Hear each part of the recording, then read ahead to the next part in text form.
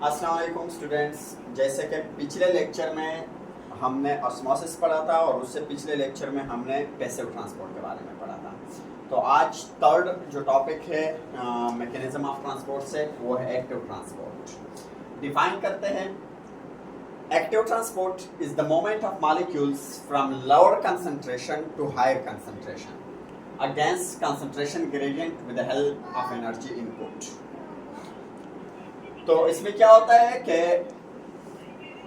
Molecules जो है वो अगेंस्ट कंसंट्रेशन ग्रेडियंट जाते हैं। इसका मतलब क्या है कंसंट्रेशन ग्रेडियंट का? कंसंट्रेशन ग्रेडियंट यहाँ पे अगर आप देख ले तो difference of solute concentration between two solutions or two regions of a solution.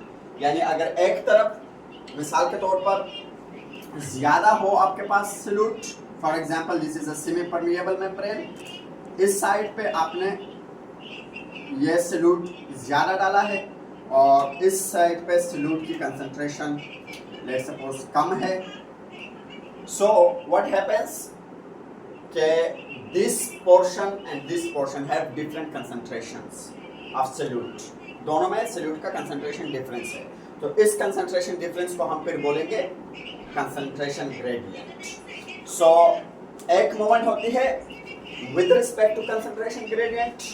With respect to concentration gradient का मतलब होता है कि हायर कंसंट्रेशन से लोअर कंसंट्रेशन की तरफ जाएं, और दूसरे में होता है against concentration gradient. Against concentration gradient का मतलब होता है कि लोअर कंसंट्रेशन से हायर कंसंट्रेशन की तरफ जाए।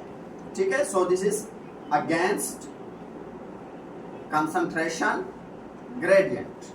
अब जब भी आपने कोई चीज अगेंस्ट कंसंट्रेशन ग्रेडियंट मूव करानी हो, उसके लिए हमें एनर्जी चाहिए होती है।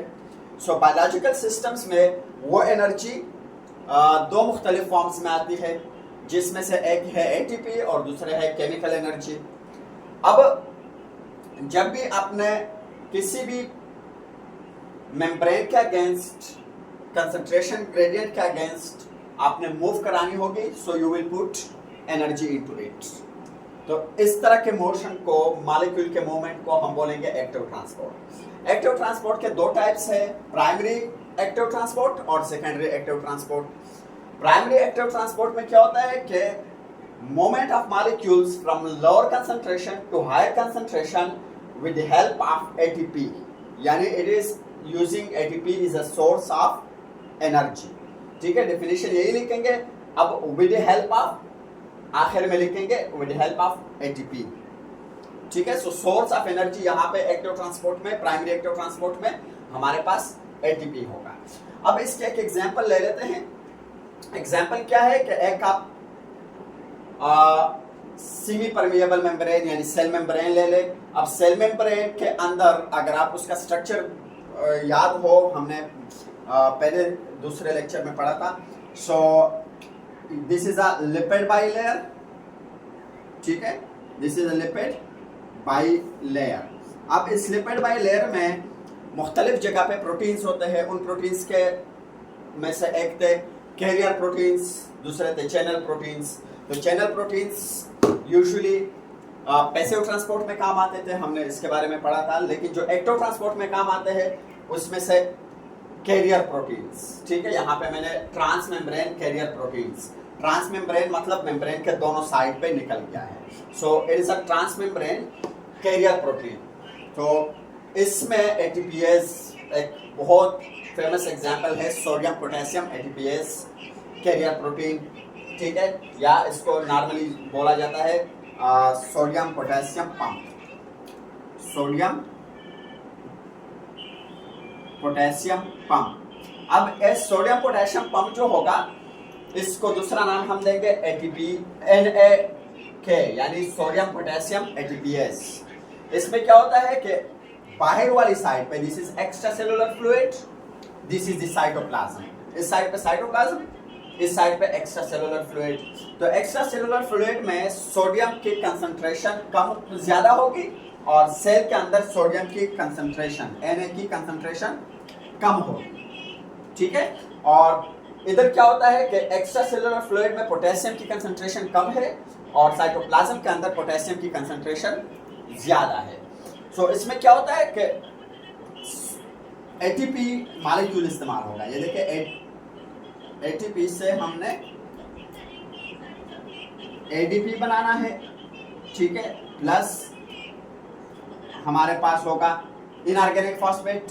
सो हम एटीपी को इस्तेमाल करेंगे, एटीपी मॉलिक्यूल को, और यहाँ से एक सोडियम एटम बाहर जाएगा, एक सोडियम आयन बाहर जाएंगे, ठीक है, और इधर से पोटेशियम अंदर आएंगे। तो यहाँ पे पोटेशियम कंसंट्रेशन कम है, लेकिन मोशन कहाँ से होगी, एटीपी इस्तेमाल करके हम यहाँ से पोटेशियम को सेल के अंदर साइटोप्लाज्म में लेकर आएंगे। इधर क्या होगा कि सोडियम की कंसंट्रेशन सेल के अंदर कम है लेकिन बाहर ज्यादा है। अब अगेन यहाँ से सोडियम हम इधर से मूव करेंगे बाहर की तरफ with the help of ATP energy. अब ये प्रोसेस कहाँ पे होता है, ये प्रोसेस ज्यादातर हमारे मसल सेल्स में, जब ये मैसेज पास करते हैं मसल सेल्स, ठीक है, व्हेन दे आर कंट्रैक्टिंग, और ज़्यादातर ये मैकेनिज्म अप्लाई होता है हमारे न्यूरॉन्स के अंदर। न्यूरॉन्स में क्या होता है कि जब उन्होंने मैसेज पास करना हो न्यूरॉन्स ने, तो सोडियम और पोटेशियम के रिलेवेंट मूवमेंट होते हैं। सोडियम अंदर बाहर जाते हैं और पोटेशियम अंदर आते हैं। इस प्रोसेस के दौरान मैसेज पास होता है, और ये हमारे बॉडी के अंदर जो जितनी भी एटीपी बनती है during the process of cellular respiration, उस एटीपी में से तकरीबन 1/3 33% एटीपी सिर्फ इस वाले एक मैकेनिज्म के लिए खर्च होता है, यानी सोडियम पोटेशियम पंप 33% एटीपी इस्तेमाल करते हैं। बहुत सारे दूसरे भी कैरियर प्रोटीन से जो एटीपी इस्तेमाल करते हैं, but they use it in a lesser quantity. Yes, हमारे बॉडी में, एनिमल्स के बॉडी में या ह्यूमन के बॉडी में सबसे बड़ा प्रोसेस होता है जहाँ पे ज़्यादा एटीपी इस्तेमाल होती है, ठीक है। तो अगले उसमें स्लाइड में हम फिर देखेंगे कि सेकेंडरी एक्टिव ट्रांसपोर्ट क्या होता है और कहाँ कहाँ पे हमें वो नजर आ सकता है। अब आते हैं सेकेंडरी एक्टिव ट्रांसपोर्ट की तरफ। सेकेंडरी एक्टिव ट्रांसपोर्ट में इलेक्ट्रोकेमिकल एनर्जी इस्तेमाल होती है, और यह electrochemical already established electrochemical gradients आती है, ठीक है। So it is actually a coupled process. Coupled process ऐसा प्रोसेस है जिसमें एक आयन कंसंट्रेशन ग्रेडियंट के मुताबिक डाउन मूव करेगा और दूसरा ion against concentration gradient up move करेगा। इसकी एक एग्जांपल है सोडियम कैल्शियम एक्सचेंजर, NCX। हमारे कार्डियक मसल यानी दिल के मसल्स में ये पाया जाता है, और जो हमारा दिल धड़कता है उसमें इस मोशन का बहुत इंपॉर्टेंट रोल है। तो होता क्या है कि एक प्रोटीन है ट्रांसमेम्ब्रेन प्रोटीन। अब इस ट्रांसमेम्ब्रेन प्रोटीन में यहाँ पे सोडियम, एक्स्ट्रा सेलुलर फ्लूइड में सोडियम ज़्यादा है, और दिल के अंदर यानी हमारे मसल्स के अंदर, कार्डियक मसल के अंदर, सेल के अंदर सोडियम की कंसंट्रेशन कम है। तो क्या होगा कि यहाँ से according to concentration gradient sodium down move करेगा। जब सोडियम डाउन मूव करेगा, इस वक्त इलेक्ट्रोकेमिकल एनर्जी जनरेट होगी। इस इलेक्ट्रोकेमिकल एनर्जी को इस्तेमाल करेंगे और पोटेशियम आयन को, कैल्शियम आयन को यहाँ से इस साइड पे मूव करेंगे। यहाँ पे कैल्शियम आयन की कंसंट्रेशन कम है, यहाँ पे ज़्यादा है, लेकिन फिर भी हम इसको यहाँ से जो एस्टेब्लिश्ड एनर्जी हमें मिली है ऑलरेडी, उस एनर्जी को हम इस्तेमाल करेंगे यहाँ से कैल्शियम आयन को इस साइड पर मूव कराएंगे अगेंस्ट कंसंट्रेशन ग्रेडियंट, ठीक है। So it is what we call sodium calcium exchanger, और ये सेकेंडरी एक्टिव ट्रांसपोर्ट का मैकेनिज्म है, और it is a coupled process. ये 3 पॉइंट्स आपने ज़रूर इसमें मेंशन करने हैं, ठीक है।